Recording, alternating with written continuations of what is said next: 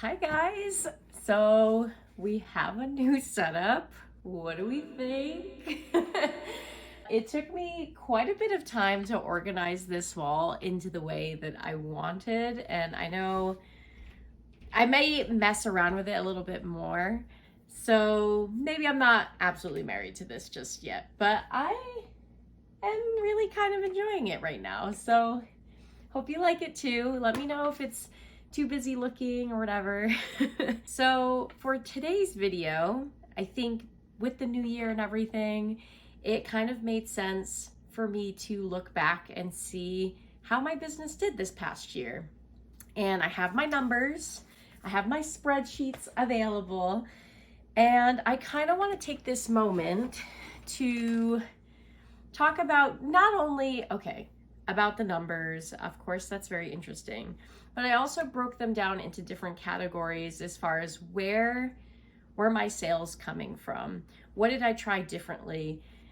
This may look different for your business, but I think it might be interesting to share kind of the thought process of different avenues that we can tap into for income, and just some tips and advice that I have if you're potentially interested in growing your business, whether it be something you do part-time or full-time. So let's get into it. So for the entirety of 2025, the gross sales that my business brought in was $33,414.67. Now, to some of you, that might not seem like a lot of money, but for me, it's a huge achievement. That is about a 76% increase that my business brought in from the previous year. And I guess what I want to say before we dive into numbers and such, I know for some, this may not seem like enough money. And the way that I am trying to look at this is my business is still just a baby in its infant stages, and it's starting to grow some legs, it's starting to grow some momentum. And so I'm really proud of this, because to me, there were people that were willing to give me X amount of money for my art, and I'm incredibly grateful. Of course, is this a livable wage? Could depend on where you live. I do want to say I have an incredible partner who has taken on a lot of the extra costs for bills and such of the household. So that, I know, puts me in a place of privilege to be able to pursue this. This was definitely a scary jump for me to make, because prior to trying to take the leap of pursuing my own art business and being self-employed, I was technically the breadwinner of the house. I wasn't making that much more money, but it still would have sliced our income about in half. And being self-employed, it honestly taught me to save a lot of money in doing so. But anyway, going back to the numbers. So gross sales, we were at $33,414.67. Now, where did that come from? So I broke this down into different percentages, and the biggest percentage, almost at 24% of my income, came from grants. So $8,000 came from grants, whether that be through the government or through the state. So I was able to be a part of a fellowship called the Artist of Color Accelerate Fellowship. It's part of the 224 EcoSpace in Hartford, Connecticut. So they had a 6-month to 12-month fellowship that was available for artists of color to apply to put on a community art project. And we were able to partner with a host organization, which actually led me to putting up my first ever solo art exhibition at the Stowe Center for Literary Activism in Hartford. So all of the funds for that fellowship helped not only support the art project, but also to compensate me for the time and energy that I put into that. So $8,000 came from that. So depending on where you are, your country and or state, depending on where you live, may have grants available or fellowships available for you to apply to. It's a great way to have some other income come in while also pursuing perhaps some passion projects that you have. So I would definitely take a look into that. The next category I have here at about 18.7% of my income came from classes and workshops. So this could have been paint and sip classes that I was doing at restaurants or at cafes. This also, I was doing some art courses that I was leading at a local art store. You may have a Jerry's Artorama near you, but that is where I was teaching and leading classes there. So about 18.7% of my income had come from there. I did a lot of classes towards the beginning of the year. It was a bit quieter for me. I really enjoyed teaching courses, especially amongst other artists. I felt like we could really get down into the nitty-gritty, the details about art techniques, which I don't always really get to do in paint and sips. So yeah, that's something to look into too. Maybe there's some local businesses around you who would be interested in having you teach. The only thing with that is some businesses may want you to cut a portion of the sales with them for their tickets. And so if you have any questions about what that process is like, I can make another video about that, but feel free to say that in the comments if that's of interest. Now the next category, 18% of my income also came from artist calls. So one artist call, well actually what is an artist call? An artist call is essentially when an organization or a person puts out a flyer or some sort of advertisement saying that they are searching for an artist. Artist calls has its pros and its cons. Unfortunately, there are many artist calls that will request an artist to provide some sort of labor up front without any sort of compensation. It can sort of feel like a competition on, who has the best design, whose free labor are we willing, who's willing to provide free labor. So it's not something I would always recommend, but for this instance, one of the artist calls that I had applied to, it was for a library who was looking to have a van wrap design made for their mobile library van. Very cool.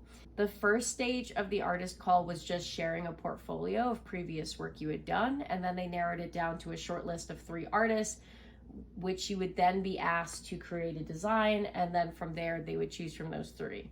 It did not necessarily have to be a fully drawn mock-up design, but honestly, when I drew it, I kind of felt like I had to shoot my shot and put my best foot forward, the risk being that I could have not been selected, but I actually was selected, which was super cool. And then that project ended up paying me $5,000. Again, that means there's 2 other artists who did designs who did not get selected. So that is the risk of artist calls.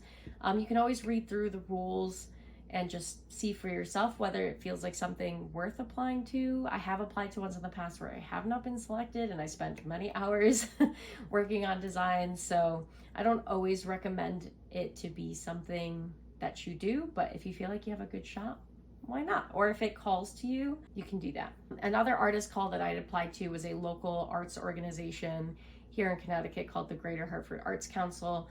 So they were putting up a mural in downtown Hartford, and essentially it was a mosaic encompassing of thousands of images, and they were asking for people to submit either artwork or photographs that could be used as these tiny little images that make up this whole mosaic. Very cool. For those who got selected to submit up to 10 images, we got $1,000. So thankfully I also was able to get that as an artist. So yeah, that was really cool. The next percentage at 16.6% of my income from last year was wedding services that I provided. So I do live wedding paintings as well as guest portrait illustrations. You may have seen this pop up on Instagram. This is a really cool, fun service that I really enjoy and love to offer.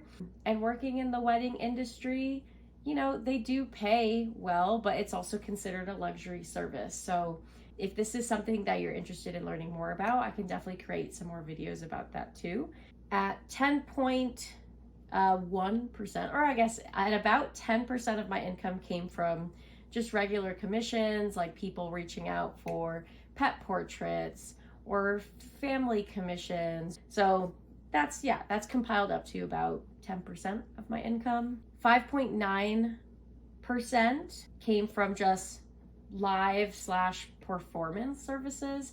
So I kept this separate from wedding services because when I do live performances for other organizations, I price that a little differently. They don't always ask for the painting at the end. Sometimes they just want an artist to be painting, showing their piece, and then you get to take it home with you. So I would price that different versus like actually presenting the painting for the organization or for the person to keep.